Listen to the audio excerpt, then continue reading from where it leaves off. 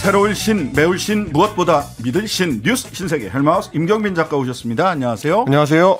예, 원래 매주 금요일에는 김준우 변호사와 함께 하는데요. 오늘은 특별히 이분을 이번 주에 한 번 더 모셨습니다. 김민하 평론가 어서 오세요. 안녕하세요. 네, 김준우 변호사가 이렇게 조금 뿔은 거 아니고요. 김민하 평론가 맞습니다. 오늘 김준우 변호사 어디서 뭐 하십니까? 네, 제가 약간 그 빈자리를 채우기 위해서 변호사처럼 입고 왔습니다. 오늘.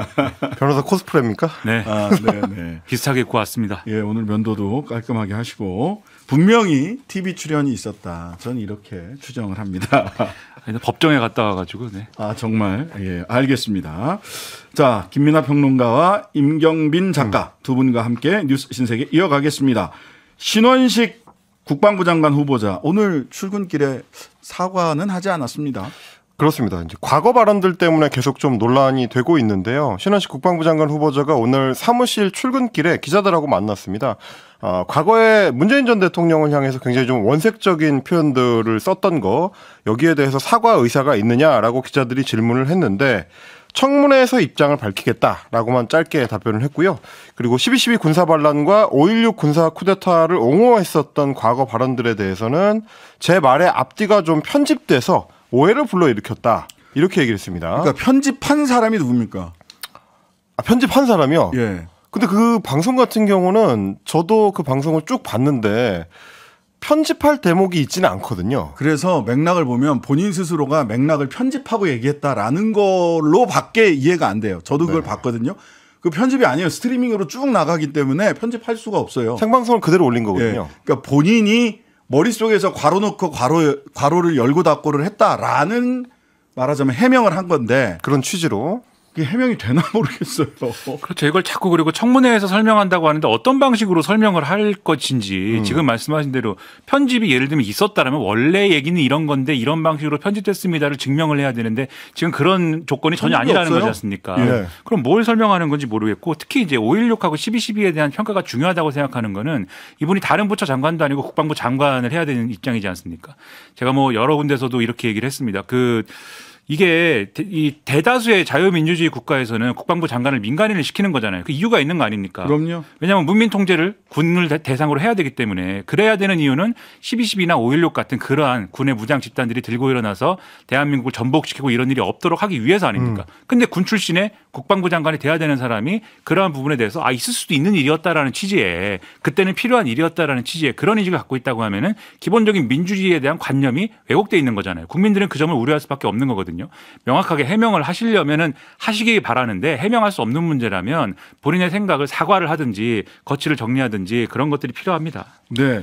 자, 9.19 남북 군사 합의에 대해서도 개인적으로 반드시 폐기되는 것이 바람직하다고 생각한다. 이렇게 다시 또 강조를. 그렇습니다. 오늘 굉장히 좀 강조를 했는데 다만 이제 기자들이 되질문을 한 거는 9.19 남북 군사합의 같은 경우는 국방부가 단독으로 폐기하고 말고 결정할 수 있는 권한이 있는 건 아니기 때문에 그렇죠. 거기에 대해서도 이제 오늘 후보자 같은 경우는 국방부가 이제 개별적으로 판단할 문제는 아니고 협의를 해 나가겠다라는 취지로 좀 답변을 했습니다.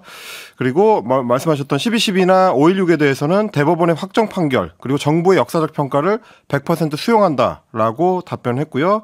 앞서 말씀드렸던 대로 발언에 대한 사과는 별도로 하지 않았습니다. 네. 그리고 오늘 이제 새롭게 또 추가된 그 발언 논란들이 몇 가지 있었는데 2020년 7월에 했었던 월간조선과의 인터뷰 때문입니다. 이때는 이제 국회의원에 막 당선된 직후였던 건데 특히 이제 군 미필 여부에 대해서 굉장히 중요한 발언을 했습니다. 신문에서 이제 질문하기로 국민 다수는 군대 안 간 이명박 박근혜 전 대통령보다 노무현 문재인 전 대통령이 낫다고 생각한다라고 질문을 하니까 그 점 상당히 아쉽다. 군 미필자가 앞으로 국가 지도자가 되는 것에 원칙적으로 반대한다. 여성은 제외다. 이렇게 답변을 했거든요. 네. 이 발언에 대해서 민주당의 윤준병 의원이 오늘 되질문을 했습니다. 군 미필자인 윤 대통령은 신 후보자 발언에 답변을 하길 바란다. 라고 본인의 페이스북에 올렸고요. 그리고 동시에 신 후보자한테는 군 미필자인 윤 대통령의 군 통수권에 대해서는 어떻게 생각하는지 궁금하다. 이렇게 질문을 했습니다.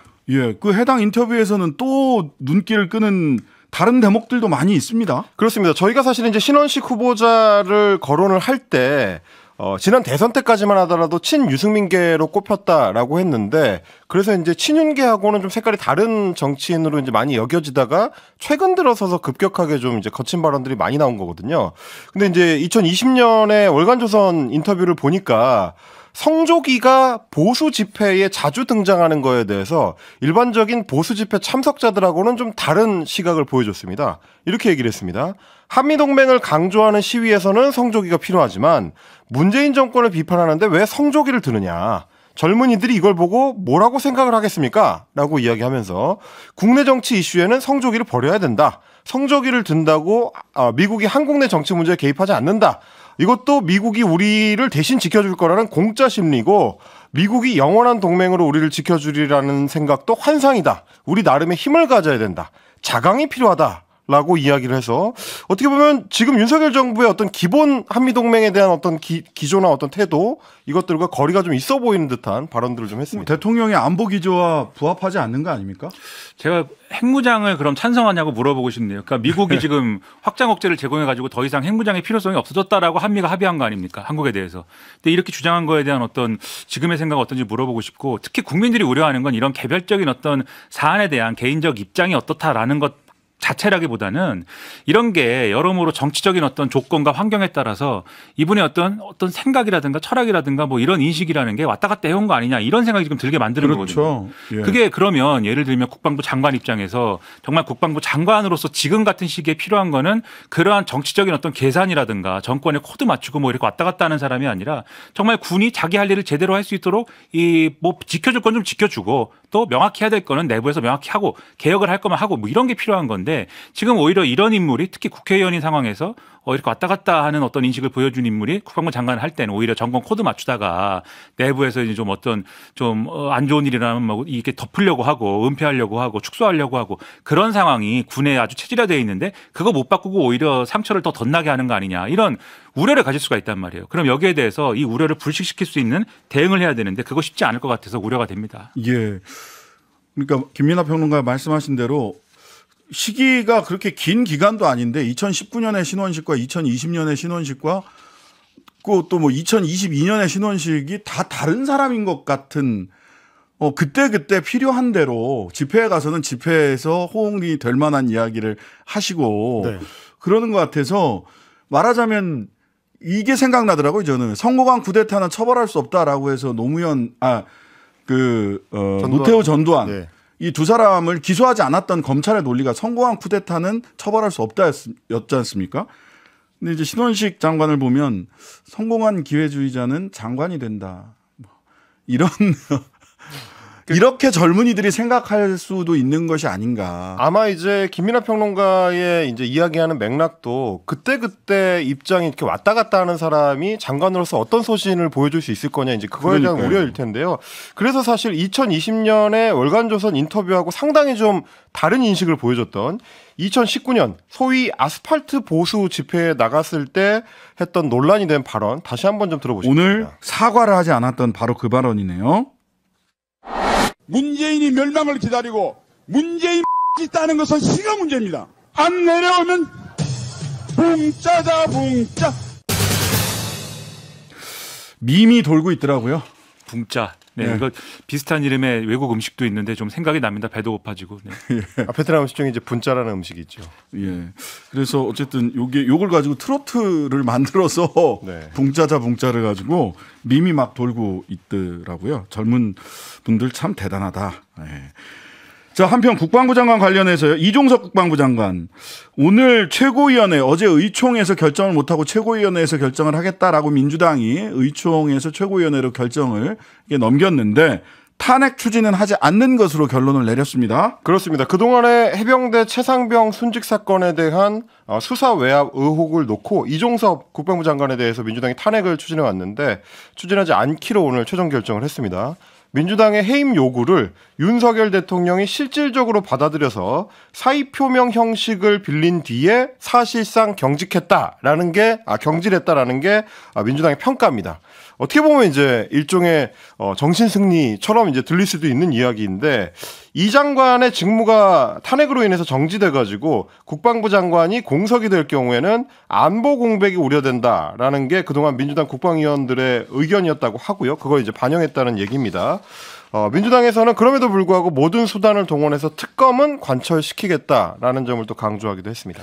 민주당의 입장이 어느 정도 이해가 저는 되는 부분도 있다고 생각합니다. 왜냐하면은 그러니까는 사실 이전에 이상민 장관에 관한 것도 그렇고 다 그런 거잖아요. 이 장관이 부적절하니까 내려라, 사퇴를 시켜라, 해임을 해라. 만약에 이것을 받아들이지 않으면 우리가 탄핵할 수밖에 없다, 이런 논리였는데 이게 사유가 그렇지 않다고 대통령실은 주장을 합니다만 결국은 자리에서 내려오는 과정을 지금 밟고 있고 후임까지 지명이 됐으니까 그러면 탄핵으로 가는 건 좀 논리적으로 구멍이 있다라는 판단을 할 수도 있다고 봐요. 근데 그러면 중요한 거는 제가 우려했던 거는 이제 탄핵을 막 밀어붙이면서 그것으로 인해서 정치적인 어떤 국면이 어려워져 가지고 특검까지 사실은 국민적인 어떤 합의를 모아내고 신뢰를 거기다 대고 모아내고 이런 것들이 혹시라도 방해가 되면은 어떻게 대응할 것이냐, 이게 우려가 됐던 건데 지금은 어쨌든 좋다. 우리는 합리적으로 그러면 이 해임 요구를 받아들여진 것으로 판단했으니 특검을 우리는 관철하겠다라고 얘기를 하는 거 아닙니까? 그 요구 선택과 집중을 잘 하면 되는 문제거든요. 그래서 특검을 제대로 그러면 국민적인 어떤 그러한 어떤 설득이나 이런 것들, 공감을 쭉 모아내서 얼마나 제대로 관철시키는가에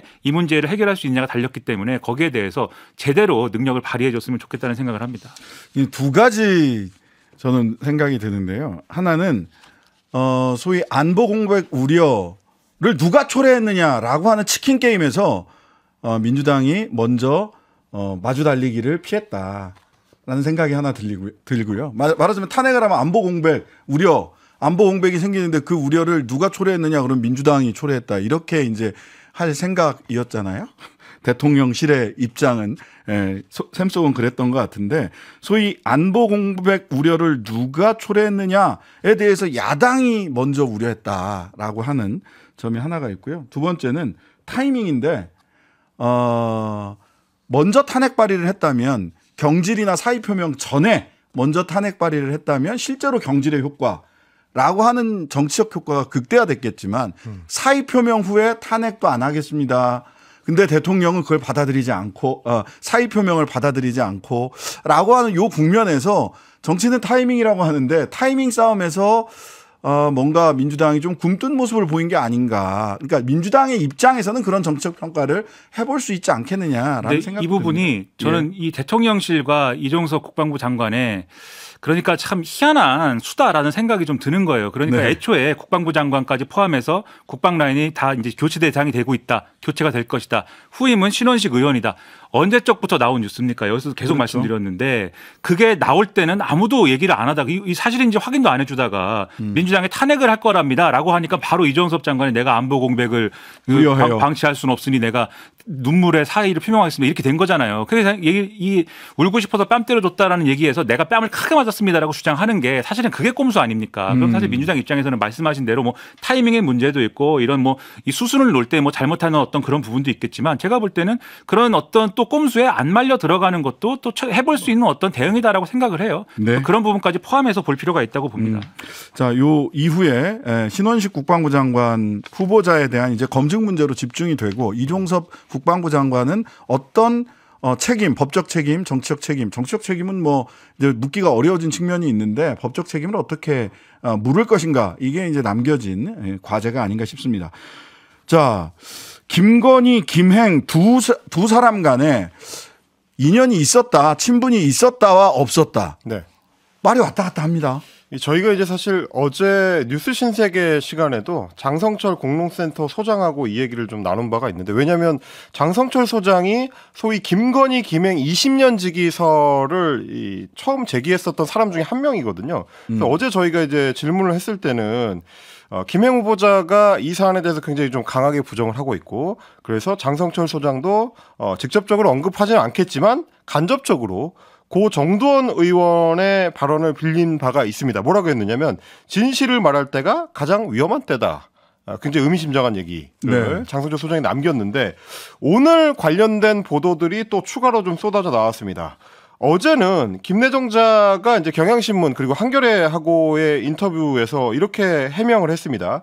2016년에 르꼬르비지에전에서 처음으로 김건희 여사를 소개를 받았다. 그때 이제 소개를 해줬던 사람은 박영선 전 장관이다. 라고 이야기를 했고요. 그 뒤로 이제 정권 출범을 하고 난 뒤에 비대위원을 맡았을 때 대통령 내외의 초청으로 2번째 만났다. 그러니까 지금까지 2016년 이후로 총 2번밖에 만나지 않은 그다지 친한 사이가 아니다라는 얘기였고요. 그래서 20년지기 친분설은 가짜 뉴스다라고 강조를 했습니다. 김건희 여사님과 나는 지연, 학연, 사회적 경력에서 겹칠 수 있는 데가 전혀 없다. 친분 관계를 맺기에는 너무나 먼 그대다라는 얘기를 했었는데 오늘 보도 나온 거 보니까 친분 관계를 맺기에 너무 가까운 거리에서 각종 전시회를 김행 후보가 관여했던 회사와 코바나 콘텐츠가 공동 주최를 했던데요. 그렇습니다. 뭐 경향신문을 비롯해서 여러 매체가 보도를 했는데 경향신문 같은 경우는 아예 이제 제목에 같은 시간에 같은 공간에 있었다라고 썼거든요. 이게 언제냐면 2013년하고 2015년입니다. 말씀하셨던 대로 김내정자가 창업했던 위키트리라는 인터넷 매체가 있고요. 그리고 김 여사가 설립한 코바나 콘텐츠 이 두 회사가 공동 주최 혹은 공동 주관을 했었던 전시회나 그 행사와 관련돼 있습니다.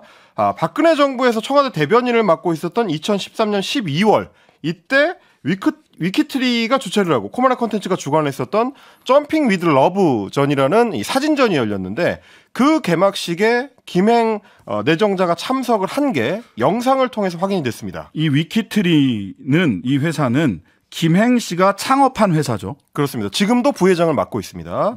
근데 이제 그 당시에 코바나 콘텐츠의 이사였던 아나운서 김범수 씨가 이렇게 김행 대변인을 소개를 합니다. 청와대 대변인으로 계시는 김행님께서 오셨다라고 하면서 마이크를 건네주고요. 그 마이크를 잡고 김 여사가 바로 지금 이제 유튜브를 통해서 보시는 분들은 사진도 같이 보실 수가 있는데 바로 이렇게 지켜보고 있는 상황에서 별도의 축사를 하는 장면이 이제 촬영이 돼 있습니다. 그리고 2015년 이때는 김행 내정자가 양성평등교육진흥원장이었습니다. 2015년 3월에도 위키트리하고 코바나 콘텐츠가 공동 주관했던 마크로스코 한국 특별전이 열렸는데 그때 개막식에 참석을 했습니다. 여기에는 김무성 당시 새누리당 대표, 박민식 의원, 조윤선 청와대 정무수석, 마크 리퍼트 주한 미국 대사 등등의 유명인들이 참석을 했는데 이때도 김 내정자는 테이프 커팅식에 함께 또 참석을 했고요. 이 언론사 한 언론사가 영상을 촬영을 했는데 김 여사하고 같은 공간에 참석자들의 축사를 듣고 있는 모습이 역시 포착되기도 했습니다. 그러니까 우리가 모든 사람이 진실을 말하고 있다라고 가정을 하면 네. 이 모든 상황을 제대로 이제 설명할 수 있는 가설은 딱 하나입니다. 둘이 이제 같은 공간에 있고 같이 마주보고 같이 있었지만 못 알아봤다. 김행 지금 후보자가 그 당시에 김건희 여사 못 알아봤다. 이것만 유일하게 이제 그 성립할 수 있는 가설인데 정식 소개를 받지는 못했다. 그렇죠. 뭐 그런 식의 어떤 해명을 하지 않을까 싶어요. 그런데 저는 이거에 대해서 아마도 이걸 가지고 그러면 그 당시에 알아봤는지 안 알아봤는지 이런 건 증명이 안 될 거 아닙니까 사실. 그래서 이걸 가지고 이제 여러모로 뭐 가짜 뉴스다 여러 가지 얘기할 것 같은데 근데 이게 본질적으로는 제가 볼 때는 왜 이런 논란이 불거지냐. 김건희 여사와의 친문설 이런 게 왜 불거지냐. 그게 문제죠. 그렇죠. 김행 후보자가 어떤 이유로 무엇을 이 정권이 높이 사서 여성가족부 장관에 지금 후보자에 임명이 된 거냐. 이게 설명이 잘 안 된다고 느끼기 때문일 거예요, 국민들이. 그러니까 어떤 전문성이라든가 오랫동안 여성과 관련된 어떤 지위의 어떤 관련된 업무라든가 이런 걸 해온 분은 아니지 않습니까? 지금 말씀하신 양성평등교육원에 잠깐 있었지만 그때도 전문성이 없다는 얘기가 나왔거든요. 그런 게 있다 보니까 그러면 왜 된 거지? 첫째, 목소리가 커서 이 방송에 많이 나와서 대통령이 바라는 대로 전사처럼 싸우는 모습을 많이 보여줘서 둘째 혹시 김건희 여사하고 관계가 이렇게 얘기가 된 거거든요. 그러니까 네. 이 부분은 이게 결국 전문성이 모자라 보여서 그렇다라는 거에 대해서 중점을 놓고 해명을 하려면 해명을 하는 것이 필요하지 이걸 가지고 어떤 진실 공방 이렇게 가는 해명은 제가 볼 때는 이 플랜 A가 될 수는 없는 해명이다라고 생각을 합니다. 예, 딴 데서도 같이 있는 거 봤다 이런 얘기가 또 나올 수 있거든요. 자, 뉴스 신세계 잠시 광고 듣고 이어가겠습니다. 신장식의 뉴스아이킥 임경빈, 김민아 두 분과 뉴스 신세계 이어가겠습니다. 김행 후보자는 네. 뭐 같은 자리에 있었는지 모르겠지만 나는 못 봤다. 그렇습니다. 뭐 아까 이제 김민하 평론가의 해설하고 좀 비슷한 취지의 해명을 했는데요. 지금이니까 김건희 여사라고 그러지 그때는 나는 김건희라는 이름도 모르고 존재 자체를 몰랐다. 그리고 2015년 전시회에서는 티켓을 그냥 누구한테 받아가지고 간 거지 김건희 여사를 만나려고 간 거거나 이제 이런 것은 아니다라고 이야기를 했습니다. 그리고 이제 언론에서는 추가로 그 월단회라고 하는 서울 강남을 중심으로 한 그 사교 모임이 있는데 고급 사교 모임이 이 두 사람을 연결한 접점이었을 가능성에 대해서도 의혹 제기를 하고 있습니다. 이게 이제 월단회가 워낙에 좀 큰 이 모임이었었기 때문에 여기에 이제 참여했었던 분들의 면면이 화려하다라는 겁니다. 근데 여기에 대해서도 김행 내정자 같은 경우는 월단회가 문화계 인사들이 모인 단체인데 김 여사를 문화계에서 모르는 사람이 없었다고 한다. 그 멤버들한테도 완전히 스타였다고 하는데 나는 몰랐다라고 이제 주장을 했습니다. 이게 앞뒤가 호응이 되는 겁니까? 유명한 인사이지만 나는 몰랐다. 약간 뭐 소외됐었나 보죠. 김행 후보자가 이런 전반적인 맥락에서. 네. 그리고 이제 오늘 여성가족부 장관이니까 여성정책 관련된 질문들도 기자들 사이에서 많이 나왔습니다. 임신 중단 권한에 대한 문제를 놓고 오늘 답변을 뭐라고 했느냐면 생명은 존중받아 마땅하다. 여성의 자기결정권이라는 미사 여구 뒤에는 경제적 사회적 여건으로 낙태를 택하는 여성들이 있고 이거는 국가의 책임이다. 이런 입장을 밝혔습니다. 그러니까 사실상 지금의 임신 중단에 대한 그 반대 의견을 에둘러서 피력한 걸로 좀 풀이가 됩니다. 에둘러 피력한 거 맞습니까? 뭐 어떻게 보면은 애둘른 것일 수도 있겠지만 이게 또 자기가 어쨌든 김행 장관 후보자가 양성평등 교육원 할 때 여성의 권리를 이제 신장시켜야 된다거나 신장식이 아니고 신장시켜야 된다거나 그런 얘기를 막 해온 게 있거든요. 그러니까 그거와 자연스럽게 뭔가 지금의 어떤 스탠스 그러니까 사실상 이제 헌법재판소가 이 낙태죄에 대해서 헌법 불합치 결정 내린 거에 대한 반대 입장하고 자연스럽게 어떤 가교를 형성하려다 보니까 이제 언급이 이렇게 나온 것 같은데 결과적으로는 이런 입장이면은 여성가족부는 이 헌법재판소에 판단하고 싸워야 되는 거 아닙니까? 그러니까요. 그러면 헌법재판소에 대해서 싸우는 또 장관인 거고 도대체 그러면 헌법재판소하고도 싸우고 야당하고도 싸우고 대한민국 언론하고도 싸우고 어디까지 싸워야 되는 것이냐. 아니 헌법재판소와 일개 장관이 아니라 일국의 장관이라도 싸울 수가 없어요. 헌재 결정은 2019년 헌재 결정은 2020년 12월 31일까지 낙태죄 자기 낙태죄를 없앤다라고 하는 거고 이미 그래서 사문화됐습니다. 그럼에도 불구하고 국회가 사실은 눈치 보면서 지금 4년이 넘게 헌법 불합치 판결이 결정이 난 지 4년이 넘었는데도 입법을 안 하고 있어요.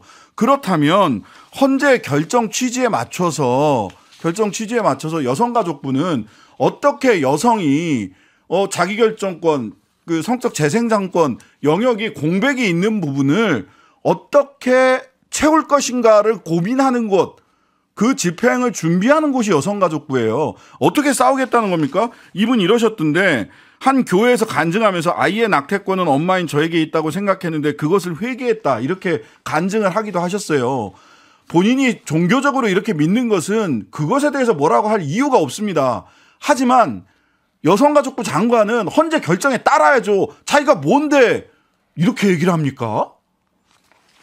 나 참 이해할 수가 없네. 헌법재판소 뭐하러 만들었어요? 헌법재판소 없애자고 하지.